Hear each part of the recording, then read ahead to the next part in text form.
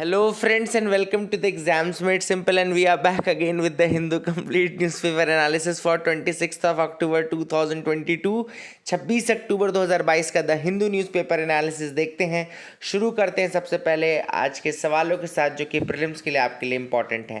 पहला सवाल है, consider the following statements with respect to FCRA यानी कि फॉरेन कंट्रीब्यूशन रेगुलेशन एक्ट के रिगार्डिंग कुछ स्टेटमेंट्स दिए हैं। आपको बताना है कौन से स्टेटमेंट सही हैं। पहला स्टेटमेंट कह रहा है, the act requires every person और NGO wishing to receive foreign donations to be registered. ठीक है भाई। दूसरा स्टेटमेंट कह रहा है, the act prohibits receipts of funds foreign funds by candidates for election जजेस एंड गवर्नमेंट सर्वेंट्स। ये भी सही लग रहा है। तीसरा स्टेटमेंट कह रहा है, foreign FCRA registration is valid for a period of 3 years and is expected to be renewed 6 months before expiry. ठीक है। और चौथा स्टेटमेंट कह रहा है, ministry of home affairs is the nodal ministry for handling FCRA registration. ठीक है। तो एक एक करके मैं आपको बता दूं। देखो, इसमें से जो गलत स्टेटमेंट है वो गलत स्टेटमेंट है स्टेटमेंट नंबर 3, क्योंकि FCRA का रजिस्ट्रेशन जब आता है एक बार तो 5 साल के लिए वैलिड रहता है, ना कि 3 सालों के लिए। तो this 3 year term is wrong, तो statement 3 will be wrong. Otherwise ये भी सही है कि रजिस्ट्रेशन करना ज़रूरी है अगर आपको फॉरेन फंड्स रिसीव करने थे। दूसरा ये भी सही है कि कैंडिडेट्स इलेक्शन के लिए जजेस या गवर्नमेंट सर्वेंट नहीं रिसीव कर सकते हैं फॉरेन फंड्स, ये भी स्टेटमेंट सही है।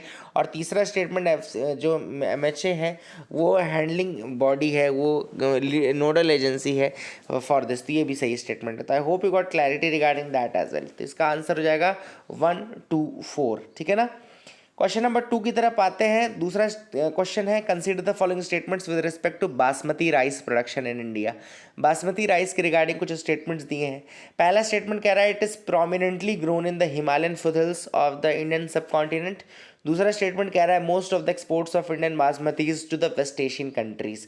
तो बताना है कौन सा स्टेटमेंट सही है, 1 only 2 only both या नन। देखो, पहला statement it is prominently grown in Himalayan foothills, ये बिल्कुल सही है। हिमालयन स्टेट्स में बहुत ज़्यादा होता है, यहाँ इनफैक्ट GI टैग भी उनको दिया हुआ है। सेकंड स्टेटमेंट भी सही है कि वेस्ट एशियन कंट्रीज़ में लगभग 75% एक्सपोर्ट इसका वेस्ट एशियन कंट्रीज़ में होता है। तो दोनों ही स्टेटमेंट सही हैं, याद रखेगा। तीसरा सवाल है, Jim Corbett National Park is located along the banks of which river. Jim Corbett National Park कौन से रिवर के अलॉन्ग है? Options are Bhil Ganga, B is Rispana, third is Mandakini या fourth Ramganga. The correct answer for this is Ramganga. D is the correct answer. Ramganga है ना, जो उत्तराखंड में काफ़ी फेमस भी है, तो Ramganga is the correct answer for this. Basmati का मैंने आपको बताया था, जोग्राफिकल एरियाज जो इसके फेमस हैं वो है Himalayan foothills of Indian sub continent. And basmati rice 7 states के साथ जाना जाता है, Jammu Kashmir, Himachal Pradesh, Punjab, Haryana, Delhi, Uttar Pradesh and Uttarakhand. And they are earmarked for the geographical indication as well for basmati. तो that is the correct answer. I hope आपने कुछ सीखा होगा। आज का mains question of the day देख लीजिए और प्लीज़ लिखा करिए, कोशिश करिए कि आप 4, 5, 6 पॉइंट दे सके, जितने भी दे सके उतने दीजिए, है ना। तो जाके कुछ मतलब हुआ क्वेश्चन देने का। अदरवाइज मैं क्वेश्चन नहीं देता हूँ तो आप कहते हैं क्वेश्चन दीजिए, क्वेश्चन देता हूँ तो फिर आप कुछ करेंगे नहीं, तो फिर क्या मतलब निकलेगा। तो आज का क्वेश्चन बहुत ईजी क्वेश्चन है, what is the role of private participation in overcoming the climate change. Climate change को ओवरकम करने में क्या रोल हो सकता है या है प्राइवेट पार्टिसिपेशन का। तो this is the question. I hope you will try to answer this question in the comment section below.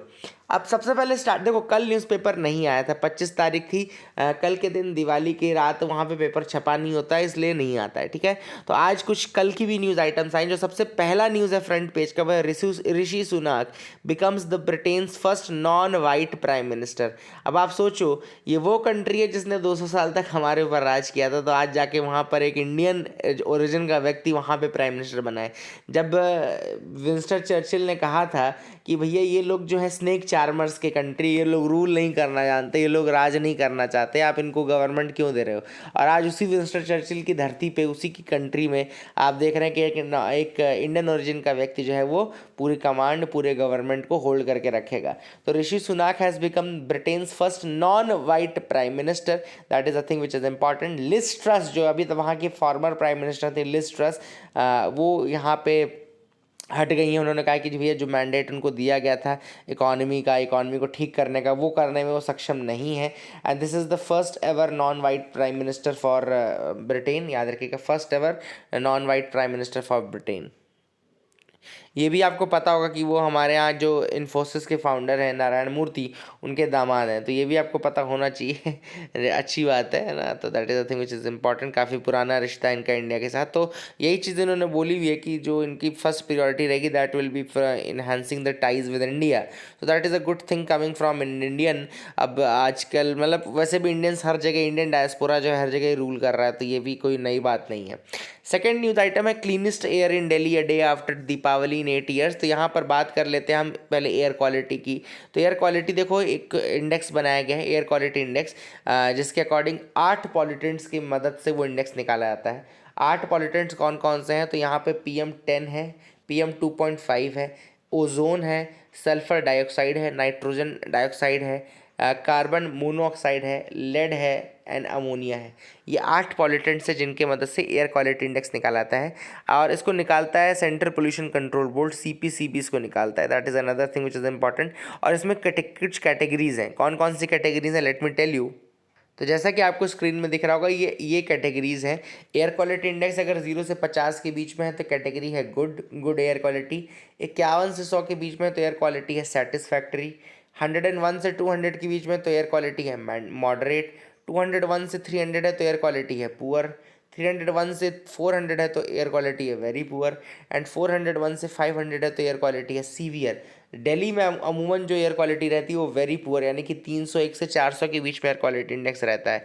तो आप अपने रीजन का एयर क्वालिटी इंडेक्स देख करके बता सकते हैं कि आपके आसपास की जो हवा है, जो सांस है, वो किस कैटेगरी की है। तो that is the thing which is important. अगली न्यूज़ है यहाँ पे CCI यानी कि कंपटीशन कमीशन ऑफ इंडिया ने अब दूसरा फाइन गूगल पे लगाया है।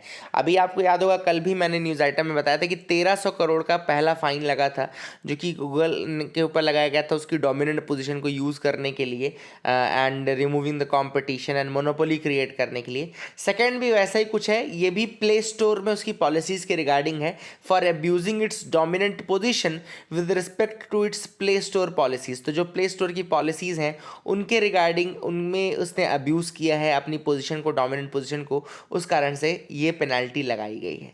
अब यहाँ पे जो CCI ने कंपटीशन कमीशन ऑफ इंडिया, उसका ये कहना है कि भाई देखो, गूगल को ट्रांसपेरेंट पॉलिसीज़ रखनी चाहिए थी एंड जो थर्ड पार्टी बिलिंग सर्विसेज हैं वो मतलब देनी चाहिए थे। थर्ड पार्टी बिलिंग सर्विसेज आप उनको नहीं प्रोवाइड कर, जैसे मान लो कभी आप इन ऐप परचेज करते हो तो उसमें भी आपने देखा होगा कि वो गूगल पे का मेथड यूज़ करता है या गूगल अपना ही कोई मेथड वो यूज़ करवा रहा है, लेकिन और दूसरा मेथड अलाउ नहीं कर रहा है।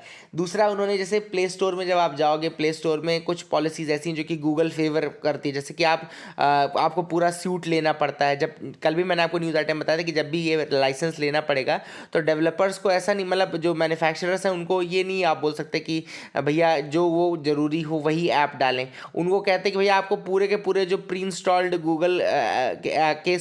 गूगल सूट आता है वो पूरा का पूरा आपको इंस्टॉल करना पड़ेगा, ठीक है ना। इसी तरीके से third party billing services allow नहीं की जाती है in the apps and all. तो ये ट्रांसपेरेंट पॉलिसी नहीं है। डेटा किस तरीके से कलेक्ट कर रहा है प्ले स्टोर का प्लेटफॉर्म वो भी क्लियर नहीं है। That is the reason why CCI ने कहा कि अपनी डोमिनेंट पोजीशन को मिसयूज़ कर रहा है गूगल, एंड ये 936 करोड़ का एक फाइन और लगाया गया है for abusing the dominant position in the play store policies and all, ठीक है। तो I hope you got clarity regarding these 3 news items. ये 3 आपको समझ में आ गया होगा, ठीक है ना। और आगे बढ़ते हैं, देखते हैं और क्या इंपॉर्टेंट न्यूज़ आर्टिकल्स हैं इसके रिगार्डिंग। तो यहाँ पे है with no road access it's touch and go for the sick in Andhra Pradesh tribal region. अब आंध्र प्रदेश का एक डिस्ट्रिक्ट है, अभी रिसेंटली फॉर्म्ड है, अल्लूरी सीताराम राजू डिस्ट्रिक्ट, आपको पता होगा आंध्र प्रदेश में है अल्लूरी सीताराम राजू डिस्ट्रिक्ट। अब यहाँ पे रोड का डेवलपमेंट नहीं, जिस कारण से जो नियरेस्ट पब्लिक हेल्थ सेंटर है यहाँ पे वो भी 20 किलोमीटर दूर है। जो नियरेस्ट पब्लिक हेल्थ सेंटर है, सोचो, वो 20 किलोमीटर दूर है। तो यहाँ पे क्या होता है कि डोली बनाई जाती है, जो लोग बीमार रहते हैं, जैसे आपको दिख रहा है ये पैलेंक्विन, इट्स अ काइंड ऑफ डोली, जिसमें लोगों को बैठाया जाता है और उनको फिर 20 किलोमीटर तक ये वॉक करा करके ले जाया जाता है और उनको दिखाया जाता है। तो इसीलिए लिखा गया है कि टच एंड गो सिक, क्योंकि बीमार आदमी के पास कितना टाइम है कौन जानता है। तो जब रोड एक्सेस ही नहीं है और नियर बाय कोई पब्लिक हेल्थ सेंटर, ये सब प्राइमरी हेल्थ सेंटर का ये सब है नहीं, तो फिर किस तरीके से आप जाओगे। इसके अलावा जैसे आप देखोगे तो जो पब्लिक हेल्थ सेंटर है वो तो 20 किलोमीटर दूर है, इसी तरीके से प्राइमरी हेल्थ सेंटर भी दूर है। तो कुल मिलाकर के सारी चीज़ें कहीं ना कहीं 7 से 8-10 किलोमीटर दूर है, और इतना वॉक करना पड़ता है इस अलूरी सीताराम राजू डिस्ट्रिक्ट में विदाउट रोड एक्सेस। तो यहाँ पे ट्राइबल्स के लिए काफ़ी परेशानी है। अब अलूरी सीताराम राजू जी का नाम आया तो मैं एक बार बता दूं कि अलूरी सीताराम राजू जो थे, he was related to one of the very important rebellions of Andhra Pradesh region, और वो रेबेलियन था आपका रंपा रेबेलियन, है उसको मान्यम रेबेलियन भी कहा जाता है। तो आप लोग लिख लीजिए इस चीज़ को कि इसको रंपा रेबेलियन जो था वो 1922 में हुआ था आंध्र प्रदेश रीजन में ही, रंपा रेबेलियन, जिसमें अलूरी सीताराम राजू जी थे, उन्होंने लीड किया था। एंड इसके अलावा इसको मान्यम MANYAM मान्यम रेबेलियन भी कहा जाता है। तो 1922 में ये हुआ था, याद रखिएगा, that's is the thing which is important. थोड़ा सा इसके बारे में डिटेल अगर मैं बताऊं तो 1922 में देखो क्या था, the forest of the Godavari agency in Madras presidency witnessed attack on 3 police station. तो 3 पुलिस स्टेशन थे, वहाँ पर अटैक हुआ था। Alluri Sitarama Raju along with 500 tribal people, Alluri Sitarama Raju और 500 ट्राइबल में थे, they attack the police station of Chintapalli, Krishnadevipeta and Rajavommangi. ये 3 जगहें थी जहाँ के पुलिस स्टेशन पर अटैक किया था। And they walked away with 26 police carbene rifles and 2500 rounds of ammunition. And याद रखिएगा सीताराम राजू जी थे वो बिलोंग नहीं करते थे ट्राइबल कम्युनिटी से, ये भी फैक्ट आप याद रखिएगा ज़रूर, है ना। He did not belong to the tribal community but he understood the plight of the tribals, है ना। जो ब्रिटिश कॉलोनियल लोग आ गए थे बाहर, फोर्स्ड लेबर कराते थे, है ना, माइनर फॉरेस्ट प्रोड्यूस कलेक्ट नहीं करने देते थे। तो इस कारण से यहाँ पे जो ये जो रीजन है यहाँ पे कोया कम्युनिटी ट्राइबल लोग थे, कोयाज व द ट्राइबल पीपल, याद रखिएगा। कुछ ट्राइबल के नाम जो इंपॉर्टेंट इसमें थी वो कोया ट्राइब थी। तो Koyas were the people who got involve with Alluri Sitarama Raju ji. And 1922 से 1924 तक ये बैटल चला, जिसको रंपा रेबेलियन या मान्यम रेबेलियन भी कहा जाता है। तो I hope you got clarity regarding this. And issues क्या क्या थे, forced labour, minor forest produce ना कलेक्ट करने देना, ये सारे इशूज़ थे। तो I hope you got clarity regarding that as well. आगे मूव करते देखते और क्या इंपॉर्टेंट न्यूज़ आर्टिकल्स हैं, ठीक है। तो बड़े आसानी से आप यहाँ पे मेरे साथ मूव कर सकते हैं, जो भी इंपॉर्टेंट होगा वो मैं आपको बताता चलूँगा, जो नहीं इंपॉर्टेंट है वो आप छोड़ते चलना, ठीक है ना, टाइम वेस्ट करने की ज़रूरत नहीं है। 2 idols stolen from Tamil Nadu traced to US। अब 2 आइडल्स थे जो कि तमिलनाडु से चोरी हुए थे। एक तो डांसिंग संबंदर था और दूसरा था सोमस्कंदर, ठीक है ना। तो ये 2 आइडल्स हैं, याद रखिएगा। ये पहला आइडल देखो आपको डांसिंग संबंदर है, and second is the Somaskandar idol. तो ये लगभग 50 साल पहले चोरी हो गया था इंडिया से, एंड ये आपको बेसिकली मिला है कहाँ जा कर के, ये आपको मिला है USA में। और ये जो है they are the Chola era bronze idols. तो ये डांसिंग समंदर और सोमस्कंदर जो है बोथ आर चोला एरा जो ब्रॉन्ज आइडल्स हैं। They were stolen 50 years ago from Vishwanath Swamy temple, Vishwanath Swamy temple से, ये विश्वनाथ स्वामी टेम्पल से ये चोरी हो गए थे, एंड ये जाकर के मिले आपके USA में। अब थोड़ा सा कुछ फैक्ट्स मैं आपको बता दूं कि 2013 में एक रिपोर्ट आई थी, preservation and conservation of monuments and antiquities. इसमें बताया गया था कि जो हमारे मतलब जो कल्चरल ये चीज़ें हैं ये कितना ज़्यादा इंपॉर्टेंट है, और आर्कियोलॉजिकल सर्वे ऑफ इंडिया को ये रिस्पॉन्सिबिलिटी दी गई है कि वो जा करके मतलब जहाँ पर भी ये चोरी हुए हैं उनसे लेकर के आए। लेकिन ये भी देखा गया कि जो आर्कियोलॉजिकल सर्वे ऑफ इंडिया है वो जो ऑक्शंस होते हैं, फॉरेन ऑक्शंस, उसमें पार्टिसिपेट नहीं करती थी। देखो करना चाहिए इनको, क्योंकि वहाँ ऑक्शन में ही आपको सबसे अधिक पता चलेगा कि कौन से इंडियन मतलब कौन से ऐसे आर्ट एंड स्ट्रक्चर एंटिकिटीज़ हैं जो कि इंडियन कल्चर हेरिटेज का पार्ट है।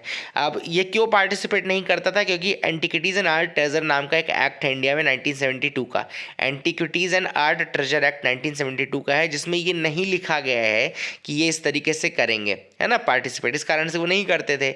और ये रिस्पॉन्सिबिलिटी किसकी है, ये responsibility archaeological survey of India की है टू रिट्रीव द स्टोलन और इलीगली एक्सपोर्टेड आर्ट ऑब्जेक्ट। तो जो इलीगली एक्सपोर्टेड आर्ट ऑब्जेक्ट हैं या जो इस तरीके के स्टोलन ऑब्जेक्ट्स हैं उनको रिट्रीव करना इसकी रिस्पॉन्सिबिलिटी है। इसके अलावा एक और फैक्ट यहाँ पे विवेक देबरॉय जी बताते हैं कि इंडिया जो है वो सिग्नेटरी है 1970 के UNESCO convention on means of prohibiting and preventing the illicit import export and transfer of ownership of cultural property. तो हमने इसको रेटिफाई किया है 1977 में। 1970 का है UNESCO convention on means of prohibiting and preventing the illicit import export and transfer of ownership of cultural property, ये 1977 में हमने रेटिफाई किया है, लेकिन हमने अभी तक साइन नहीं किया है UNIDROIT, यूएन डिट्रॉइट। ये क्या है यूएन डिट्रॉइट? ये डिरॉइट ये क्या है? ये international institute for the unification of private law convention on stolen और इलीगली एक्सपोर्टेड कल्चरल ऑब्जेक्ट्स है। 1995 का यूनिड याद रखेगा, कन्वेंशन ऑन स्टोलन और इलीगली एक्सपोर्टेड कल्चरल ऑब्जेक्ट्स, ये हमने साइन नहीं किया है। इसके अलावा ऑथर ने यहाँ पे आर्टिकल 51AF बताया है, जो कहता है कि it shall be the duty of every citizen of India to value and preserve the rich heritage of our composite culture. तो ये सब आर्ट, एंटिक्विटीज, आइडल्स, ये सारे हमारे कल्चर का ही तो हिस्सा है। तो 51AF के तहत यह हमारी कॉन्स्टिट्यूशनल ड्यूटी भी बन जाती है to preserve the rich heritage of our composite culture. तो I hope you got clarity regarding that as well, आपको समझ में आ गया होगा। आगे मूव करते हैं, यहाँ पे देखते हैं people of Karimnagar celebrate the festival of Diwali in graveyard. तो यहाँ पे एक नया अलग ही कुछ मतलब ट्रेडिशन है, कारखान गड्ढा नाम की जगह, कारखान गड्ढा नाम की जगह, जो कि तेलंगाना के करीमनगर टाउन में है, तेलंगाना के करीमनगर टाउन में, जहाँ पे दिवाली सेलिब्रेशन होता है in local graveyard in adherence to a decade old custom. तो डिकेड ओल्ड ये कस्टम चल रहा है and they celebrate the Diwali in graveyard. तो ये अलग ही है पर ठीक है, जिसका जैसा है। अ renewable energy revolution rooted in agriculture. तो यहाँ पे बात चल रही है रिन्यूएबल एनर्जी का जो एक नया इनोवेशन हुआ है which is rooted in agriculture. तो यहाँ पे basically renewable energy revolution start हुआ है। अभी रिसेंटली एक first bio energy plant start हुआ है, first bio energy plant of a private company in Sangrur district of Punjab. तो संगरूर नाम का ज़िला है पंजाब में, जहाँ पे एक प्राइवेट कंपनी ने पहला बायो एनर्जी प्लांट स्टार्ट किया है, ठीक है ना, पहला बायो एनर्जी प्लांट स्टार्ट किया है, ठीक है। अब ये बायो एनर्जी प्लांट क्या करेगा? कंप्रेस्ड बायोगैस प्रोड्यूस करेगा। It will produce compressed biogas from paddy straw. तो जो पैडी स्ट्रॉ होती है ना, जिसमें अभी स्टबल बर्निंग में हमने देखा है पैडी स्ट्रॉ के बारे में काफ़ी कुछ, तो कंप्रेस्ड बायोगैस जो है वो प्रोड्यूस की जाएगी पैडी स्ट्रॉ के माध्यम से, जो कि एक तरीके से वेस्ट को वेल्थ में कन्वर्ट करेगा। It will be converting waste into wealth and it has become, अब आपको पता ही होगा कि पंजाब, हरियाणा, वेस्टर्न उत्तर प्रदेश में ये प्रोसेस थी अभी तक की स्टबल बर्निंग की जाती थी, जो कि फिर दिल्ली और इसके नेबरिंग एरियाज NCR NCT वाले रीजन में फिर बहुत ज़्यादा वहाँ पे पॉल्यूशन क्रिएट कर रहा है। It was polluting a lot and specially जो विंटर एरियाज है इसमें काफ़ी ज़्यादा पॉल्यूशन होता है। तो अब यहाँ पर ये मेजर स्टार्ट किया गया है कि यहाँ पे कंप्रेस्ड बायोगैस प्रोड्यूस की जाएगी फ्रॉम द पैडी स्ट्रॉ, ठीक है ना। अब यहाँ पे देखो बहुत सारे मतलब अगर आप देखें कि पोल्यूशन को कंट्रोल करने के लिए काफ़ी मेजर्स इंडियन गवर्नमेंट ने लिए हैं।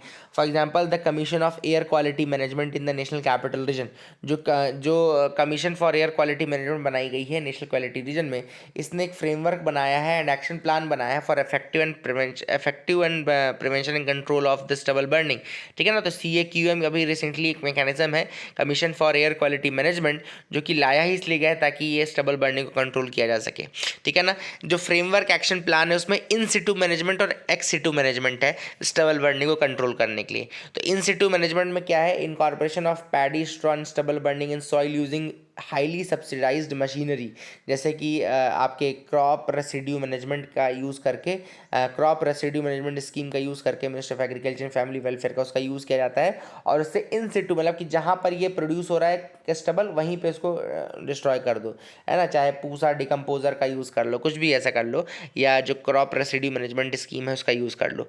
दूसरा एक मैनेजमेंट का टेक्निक है ex situ management. Ex situ management मतलब कि इसमें क्या होता है कि पैडी स्ट्रॉ का यूज़ किया जाता है फॉर अदर प्रोजेक्ट्स, जैसे कि आपने या तो इसको थर्मल पावर प्लांट में को फायरिंग के लिए यूज़ कर लिया, या 2G इथेनॉल जो प्लांट्स हैं वहाँ पे आपने फीड स्टॉक के रूप में यूज़ कर लिया, या इंडस्ट्रियल बॉयलर्स में आपने इनको फ्यूल की तरह यूज़ कर लिया। तो कुल मिलाकर के वेस्ट टू एनर्जी प्लांट्स में इसका काफ़ी ज़्यादा यूज़ किया जा सकता है। इसके अलावा ये पैकेजिंग के लिए भी यूज़ हो सकते हैं, ठीक है ना। तो वेस्ट टू एनर्जी प्लांट्स या फिर पैकेजिंग के लिए इसका यूज़ किया जा सकता है, ठीक है ना। That is the thing which is important, ये भी आप याद रखिएगा। तो ये एक्स सिटू मेथड्स हैं फॉर इसका मैनेजमेंट का। अब ये जो प्रोजेक्ट है यहाँ पे मैंने आपको ऑलरेडी बताया कि इसमें प्राइवेट कंपनी जो है कंप्रेस्ड बायोगैस प्रोड्यूस करेगी फ्रॉम द स्टबल या फिर ये जो स्ट्रॉ है, ठीक है ना। पैडी स्टबल बर्निंग जो है ये नॉर्थ वेस्ट इंडिया में काफ़ी ज़्यादा अटेंशन इसको मिला है, बट रियलिटी में होता ने कहा कि अब केवल ये नॉर्थ वेस्ट इंडिया की प्रॉब्लम नहीं है, it is spreading even to the rabi crops and rest of the country as well. तो ये अब रावी क्रॉप्स में और रेस्ट ऑफ द कंट्री में भी ये फैल चुका है। तो ऐसा नहीं कि अभी केवल किसी एक जगह की प्रॉब्लम है, तो इसको बहुत ज़रूरी है कि इसका सोल्यूशन निकाला जाए और परमानेंट सोल्यूशन निकाला जाए। तो these practices should be stopped, otherwise they will be catastrophic for the climate के लिए कैटास्ट्रॉफिक रहेगी, ठीक है ना। अब यहाँ पे नीति आयोग ने भी 2019 में फाओ के पास गया था और नीति आयोग गया वहाँ जाके बोला कि भैया पैडी स्ट्रॉ को हमको स्टबल को एनर्जी में कन्वर्ट करना है XC2 इसके लिए, तो हम क्या कर सकते हैं। तो काफ़ी जो फाओ है उसने पब्लिश किया अपने स्टडी एंड इसने डेवलप कहा कि किस तरीके से भैया आप डेवलप कर सकते हैं सप्लाई चेन जो कि कलेक्शन करेगी पैडी स्ट्रॉ का, स्टोरेज करेगी, फिर उसको ट्रांसपोर्ट करके उसका फाइनल यूज़ कर सकते हैं for productive services, specially for production of renewable energy, ठीक है ना। तो फाओ ने अपनी स्टडी में ही ये पूरी चीज़ें पब्लिश करी थी नीति आयोग के जाने के बाद कि भैया आप कलेक्शन स्टार्ट करो, फिर इसको स्टोरेज दो, फिर आप इसको ट्रांसपोर्ट करो, फिर प्रोडक्शन करो। तो CSTP याद रखना, collection, storage, transportation and production, ठीक है ना। प्रोडक्शन किसका, रिन्यूएबल एनर्जी का, तो CSTPR यूज़ करो, याद रखेगा इसको, है ना। तो वही चीज़ यहाँ पे की जा रही है, टेक्नो इकोनॉमिक असेसमेंट किया गया और इसमें जाकर के ये देखा गया कि कितना मतलब कि कॉस्ट पूरी निकाली गई और उसके बाद ये देखा गया कि कितना इससे फ़ायदा हो सकता है। तो काफ़ी फ़ायदे देखने को मिले, है ना। तो ये आप याद रखिए कि जैसे गवर्नमेंट की एक स्कीम है सतत मतलब कि sustainable alternative towards affordable transportation, sustainable alternative towards affordable transportation. तो यहाँ पे जो ये फ्यूल के लिए अगर आप चाहें तो पैडी स्ट्रॉ का यूज़ कर सकते हैं, आप फ्यूल के लिए भी कर सकते हैं, इथेनॉल प्लांट में आप यूज़ कर सकते हैं, तो वहाँ पे भी काफ़ी ज़्यादा ये यूज़फुल होगा। इथेनॉल की ब्लेंडिंग ऑलरेडी हो रही है, आपको पता होगा इथेनॉल की ब्लेंडिंग की जाती है, तो फ्यूल के रूप में आप इसको यूज़ कर सकते हैं। इसके अलावा जो ये प्लांट है इट विल यूज़ बेसिकली, इसमें आप जब आप बनाएंगे ऑब्वियसली प्लांट बनाएंगे तो आपको एम्प्लॉयमेंट जनरेट होगा, आप लोगों को नौकरी दे सकते हैं, तो इसका एक बेनिफिट ही होगा। फिर जो किसान है वो अपने स्ट्रॉ को बेच सकता है, paddy straw can be sold, है ना। इसका कुछ रेट भी रहता है, 46 रुपीज़ पर kg रहता है, 46 रुपीज़ पर kg रहता है। आपका जो कंप्रेस्ड बायोगैस है उसका रेट रहता है, तो जो इसमें एनर्जी प्रोड्यूस हो रही है उसको भी आप बेच सकते हैं 46 रुपीज़ पर kg के रूप में।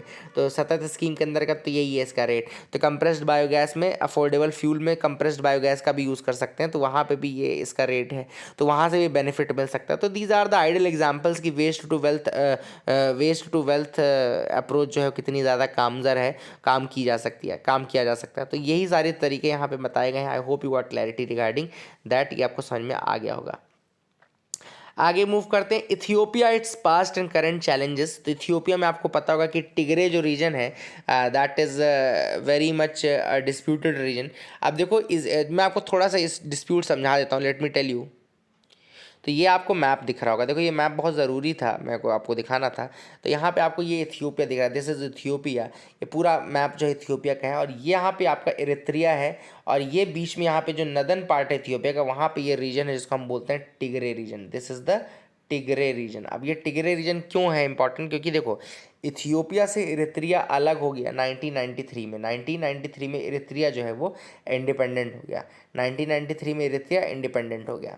अब इथियोपिया के थोड़ा सा मैं आपको बताऊँ, इथियोपिया क्लोज चला गया जा करके रशिया और चाइना के, ठीक है ना। बिल्कुल मेन बातें समझ लो कि इथियोपिया चला गया क्लोज किसके, रशिया और चाइना के। अब इथियोपिया जब इनके क्लोज चला गया तो जो वेस्टर्न कंट्रीज़ है, जो अमेरिका और ये सब जैसी कंट्रीज़ है, यूरोपियन कंट्रीज़ है, अमेरिका है, इनको लगा कि भैया ये जा रहा है रशिया चाइना की तरफ, तो अब हम थोड़ा सा इन्फ्लुएंस करते हैं इसके ऐसे रीजन को जो ब्रेक अवे कर सकता है। उस रीजन में आया तिग्रे रीजन, ठीक है ना। अब इथियोपिया को ये डाउट है कि जो वेस्टर्न कंट्रीज़ हैं वो तिग्रे रीजन की मदद कर रहे हैं फॉर इंडिपेंडेंस, और तिग्रे बोलता है कि भैया हमारे ऊपर खर्चा किया नहीं जा रहा है और हम स्टार्व कर रहे हैं, therefore we want to get separated from this region. तो तिग्रे सेपरेट ना हो इस कारण से इथियोपिया का जो आपका अभी मोहम्मद थे अभी रिसेंटली जो जिनको नोबेल प्राइज़ भी दिया गया था आई थिंक, तो उसने क्या किया कि 2020 में इधर मतलब फोर्सेस भेज दी, है ना। 2020 में तिग्रे रीजन में फोर्सेस भेज दी ताकि जो वेस्टर्न कंट्रीज़ हैं वो इन्फ्लुएंस ना कर सकें और इसको ब्रेकअवे रीजन के रूप में ना बनने दें। तो ये डिस्प्यूट वैसे 1990s का है, 1990 से शुरू है ऑलरेडी, जब इरित्रिया आज़ाद हो रहा था 1993 के आसपास का, 90 का डिस्प्यूट है। लेकिन अभी 30 साल के बाद अभी 2020 में जब फाइनली यहाँ पे फोर्सेस भेजी गई तो और ज़्यादा यहाँ पे ये तेज़ हो गया। थोड़ा सा याद रखिएगा, जैसे इथियोपिया ये है तो यहाँ पे बॉर्डरिंग कंट्री नीचे आपको सोमालिया दिख रही है, यहाँ केन्या दिख रही है, यहाँ साउथ सूडान दिख रहा है, यहाँ सूडान दिख रहा है, ऊपर एरित्रिया दिख रहा है, इधर जिबूती दिख रहा है। तो ये कंट्रीज़ ज़रूर याद रखिएगा कि कौन कौन सी बॉर्डरिंग कंट्रीज़ हैं। तो एक बार फिर से मैं आपको बता दूं बॉर्डरिंग कंट्रीज़ आप देख सकते हैं। यहाँ पे एक आपको सोमालिया दिख रहा है, देन सेकंड आपको केन्या दिख रहा है, then third is South Sudan, fourth is Sudan, fifth is Eritrea, then sixth is Djibouti. तो ये कंट्रीज़ हैं जो कि बॉर्डर शेयर करती हैं विद इथियोपिया। तो इथियोपिया के साथ ये कंट्रीज़ बॉर्डर शेयर करती हैं। यहाँ पे ये आपको I think gulf of Aden है, एक बार देख लीजिएगा, गल्फ ऑफ एडन ही है शायद ये। तो that is another thing which is important. And this is the map of Eritrea and Ethiopia. तो ये आप ज़रूर याद रखिएगा। तो इशू मैंने आपको बता दिया क्या इशू है बेसिकली। वो चाइना और रशिया के करीब जा रहा था, फिर वेस्टर्न कंट्रीज़ ने इसको ब्रेक अवे को मदद करना शुरू कर दिया। तो तिग्रे रीजन ब्रेक अवे ना हो, इस कारण से जो इथियोपिया है वो बार बार इनके ऊपर अटैक करता है, रोकने की कोशिश करता है। फैमिलियल हिस्ट्रीज प्रोफेशनल ग्राफ्स लाई इंटरवाइंड इन सुप्रीम कोर्ट। तो यहाँ पर ऑथर ने बात की कि किस तरीके से सुप्रीम कोर्ट में फैमिलियल जो वो चल रहा है, और कई बार ये आरोप भी लगाया जाता है कि यहाँ पे फैमिली के वो सारी चीज़ें जो हैं काफ़ी होती सुप्रीम कोर्ट में। बट एनीवेज यहाँ पे फादर सन या कोई पेरेंट या जो नेफ्यू एंड ऑल ऐसे रिलेशंस जो आए हैं इंपॉर्टेंट, उनके बारे में इस आर्टिकल में बताया गया, फैमिली लीगेसी के बारे में। तो आपको पता होगा कि 50th चीफ जस्टिस जो होंगे हमारे, वो जस्टिस डी वाई चंद्रचूड़ होंगे। 50th चीफ जस्टिस होंगे हमारे डी वाई चंद्रचूड़ जी। उनके पिताजी former chief justice of India थे वाई वी चंद्रचूड़, जो कि हाईएस्ट टेन्योर था, उनका सबसे लंबा लॉन्गेस्ट टेन्योर था फॉर द सुप्रीम कोर्ट। इसके अलावा 2027 में जो हमारी चीफ जस्टिस बनेंगी वो रहेंगी justice Nagarathna. Justice Nagarathna will be the first women chief justice of India in 2027, और उनका 1 महीने का टेन्योर रहेगा उस समय। 2027 में first women chief justice of India बनेंगी जस्टिस नागरत्ना, ठीक है ना। तो उनके फादर थे justice Venkat Ramaiah. Justice Venkat Ramaiah was the father who he was also chief justice of India only, है ना। तो ये आपको याद रखना है। ये दो एक तो रिलेशंस हो गए। इसके अलावा कुछ और चीज़ें जो जैसे फेमस और कुछ केसेस हैं। पीएन भगवती जी का नाम सुना होगा आपने, जस्टिस पीएन भगवती जी, जो कि 17th chief justice of India थे। उनके फादर थे N H Bhagwati, who served as a जज फॉर 7 years बिटवीन 1952 to 59। तो पीएन भगवती जी के पिताजी जो थे एनएच भगवती, वो भी चीफ जस्टिस ऑफ इंडिया तो नहीं थे, लेकिन हाँ जज ऑफ सुप्रीम कोर्ट ज़रूर थे। पीएन भगवती जी वो थे। इसके अलावा Neiphiu of the first chief justice of India, जो हमारे फर्स्ट चीफ जस्टिस थे हीरालाल जे कानिया जी, HJ कानिया, वो हमारे first chief justice of India थे। उन 40 सालों के बाद उनके जो नेफ्यू थे MH कानिया, वो 23rd chief justice of India बने। तो ये भी एक रिलेशन है जो कि था। तो ये कुछ थे रिलेशंस, आप इनको याद रख सकते हैं, देख सकते हैं, ठीक है। तो I hope you got clarity regarding that as well, ठीक है। आगे देखते हैं और क्या इंपॉर्टेंट न्यूज़ आर्टिकल्स है। यहाँ तो कोई ऐसी खास न्यूज़ आइटम नहीं है। Focus on India UK ties as Sunak becomes the prime minister. तो जैसा मैंने आपसे बताया था कि ऋषि सुनाक जो प्राइम मिनिस्टर बने हैं ब्रिटेन के, अब उनका ऑब्वियसली फोकस रहेगा ऑन इंडियन रिलेशनशिप, क्योंकि इंडिया के साथ काफ़ी बड़े टाइज हैं इनके। और नारायण मूर्ति जी के तो दामाद ही हैं, तो उनकी वाइफ भी बोलेगी कि भैया जाके इंडिया के लिए कुछ करो, इन्फोसिस के साथ कुछ करवाओ है, ये सब चीज़ें तो होंगी ही होंगी। तो अच्छी चीज़ है, that is a thing which is important. And यहाँ पे अगली न्यूज़ है, Russia is performing secret work at Zaporizhzhia plant says Ukraine's nuclear agency. तो यूक्रेन की जो न्यूक्लियर एजेंसी है उसने कहा कि रशिया जो है कुछ सीक्रेट काम कर रही है ज़ैपोरिज़िया में। ज़ैपोरिज़िया आपको पता होगा कि यूरोप का लार्जेस्ट न्यूक्लियर पावर प्लांट है। It is the Europe's largest nuclear power plant. And इसको अभी रिसेंटली अभी यहाँ पर एक रेफरेंडम किया गया था by the your Russia. Zaporizhzhia नाम की जो जगह है वहाँ पे रशिया ने रेफरेंडम किया था। इसके अलावा खेरसन, लुहांस और दोनेत्स्क में भी किया था, है ना। तो आई होप आप इसको याद रखेंगे। अब जो बांग्लादेश वाला रीजन, उसमें एक साइक्लोन आया जिसका नाम है साइक्लोन सितरांग। याद रखिएगा, साइक्लोन सितरांग, जिसने बांग्लादेश में हवा रख किया हुआ है और 24 लोगों की जान वहाँ जा चुकी थी। That is the thing which is there. And ये आपका ऑब्वियसली बात है, बे ऑफ बंगाल रीजन जो है आपका, बे ऑफ बंगाल रीजन में इसका जो लो प्रेशर एरिया बना था, उसके बाद फिर ये बांग्लादेश की तरफ मूव कर गया, ठीक है ना। नॉर्थवर्ड इसका मूवमेंट हुआ। एंड याद रखिएगा, जॉर्जियो मेलोनी, आपको पता होगा इटालियन प्राइम मिनिस्टर बनी है जॉर्जियो मेलोनी। इनका नाम वैसे मैंने आपको पहले बताया था, बट एक बार फिर से आप इसको याद रखिएगा, Giorgio Meloni, she is the Italian prime minister, ना। राइट विंग की तरफ यहाँ पे भी शिफ्ट हुआ है। World in first truly global energy crisis says IEA। अब यहाँ पे इंडियन ये इंटरनेशनल एनर्जी एजेंसी का एक मतलब इनके जो हेड हैं फ़तीह बिरोल इनके हेड हैं इंटरनेशनल एनर्जी एजेंसी के। उनका ये कहना है कि वर्ल्ड में एक वर्ल्ड की पहली ट्रू ग्लोबल एनर्जी क्राइसिस आ चुकी है। इंटरनेशनल एनर्जी एजेंसी के बारे में अगर आपको मैं बताऊं तो याद रखिएगा, इंडिया का अगर रिलेशन बताऊं तो इंडिया इसका एसोसिएट मेंबर है। याद रखिएगा, इट इज़ एसोसिएट मेंबर, और ये एसोसिएट मेंबर बना 2017 में। India became the associate member of IEA in 2017, और आईईए इंडिया को इनवाइट कर रहा है ताकि वो बने फुल टाइम मेंबर, ठीक है ना। आईईए में 30 मेंबर कंट्रीज हैं, 30 मेंबर कंट्रीज आर देयर, और इसमें 8 एसोसिएट कंट्रीज़ भी हैं। एंड जिसमें मैंने आपको बताया कि इसमें 4 countries are seeking the full membership as well, जो कि 4 कंट्रीज़ हैं, Chile, Colombia, Israel and Lithuania, है ना। और एक बहुत इंपॉर्टेंट चीज़ ये है कि जो कैंडिडेट होता है आईईए का, it must be a member of OECD as well. तो जो भी आईईए का मेंबर बनना चाहता है उसको ओईसीडी का मेंबर बनना ज़रूरी है। ये चीज़ याद रखना है, यूपीएससी आपसे ज़रूर पूछेगा, अगर कभी भी क्वेश्चन आया ना तो ये स्टेटमेंट रहेगा। तो अगर आपको आईईए का मेंबर बनना है तो आपको ओईसीडी का मेंबर होना ज़रूरी है। एंड इसके अलावा याद रखिएगा कि आईईए एक ऑटोनॉमस इंटर गवर्नमेंटल ऑर्गेनाइजेशन है जो कि 1974 पेरिस फ्रांस में बनाई गई थी। इसका काम है एनर्जी पॉलिसीज़ के रिगार्डिंग काम करना, एनर्जी सिक्योरिटी, इन्वायरमेंट प्रोटेक्शन, ये सारी चीज़ों को साथ में लेकर के चलना, है ना। तो याद रखिएगा, इकोनॉमिक डेवलपमेंट, 3 इसके ई हैं, 3 ईज ऑफ आईईए। पहला है इकोनॉमिक डेवलपमेंट, दूसरा है एनर्जी सिक्योरिटी, एंड तीसरा है इन्वायरमेंट प्रोटेक्शन। तो economic development, environment protection, energy security, ये 3 ई हैं आईईए के, तो याद रखेगा, है ना। एंड ऑयल क्राइसिस 1973-74 का जब हुआ था उसके बाद इसको आईईए को बनाया गया था। These are the things, and what a match, this was amazing match. अगर आपने नहीं देखा है तो हाईलाइट्स देखिए, हाईलाइट्स नहीं, आप क्या करिए कि आपको हॉटस्टार में पूरा 4-6 घंटे का मैच मिल जाएगा, तो आप प्लीज़ वो ज़रूर देखिएगा अगर आपने नहीं देखा तो। This is a match to watch, है ना। And I hope you got clarity regarding the news analysis. That is for the day. Thank you and have a nice day.